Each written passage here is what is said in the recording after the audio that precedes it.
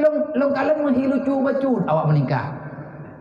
Awak mengkawin lewetnya kakan le ke sunnah nggu. Pegah sunnah, tapi dia tanya mayang-mayang. Nalung kalan bak Facebook ya intat into ngan pabrik keliling. Wujud dulu lah ya. Berarti mengkawinnya kagak kura-kura. Nyen manya ya intal intro ngan pabrik keliling, galau mabeh keliling kai dalik rumah. Nyen tadong juki bancara menumpuk duai. Yang berarti banyak mungkin di awak yang menumpuk yang intal ngan pabrik keliling menumpuk darah baru keliling-keliling.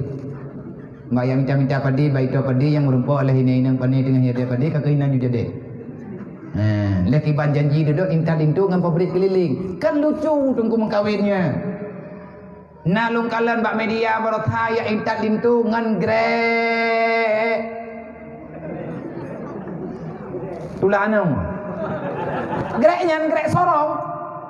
Linto baru kenang kupiah atau le onlinyan kali tepungui du ada grek getulak dia kecil ketua pemuda soi patu pacu wah puai lah kanyo manya model-modelnya lah kawannya ada hana pejeur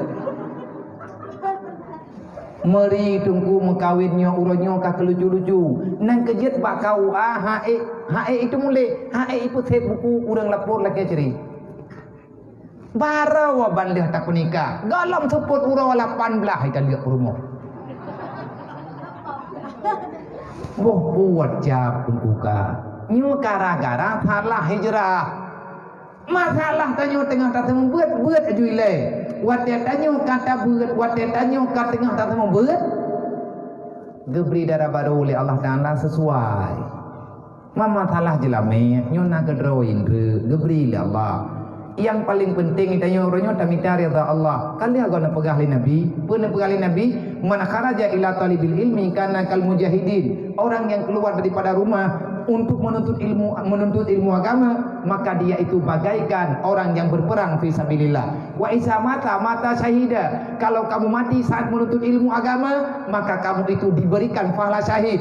Wa isa ada biajaran azimah wala ganimata. Kalau kamu sempat pulang, kamu diberikan ilmu yang banyak, yakin ajaran azimah jatah gedayong Allah Taala akan memberi pahala yang besar daripada pun menuntut gedayong tak minta ilmu tak buat gap gebi ilmu ke gedayong igure gebi gedayong tanyo tak mi ke gap gebi pahala yang le oleh Allah tengok urang kiamat dia ka surga selamat tinggal tanyo ini dunia wala ganimata kita akan mendapatkan harta ganimah. Apa itu harta ganimah?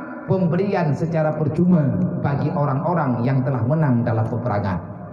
Yang baik tuhan. Allah wa malaikatahu yusalluna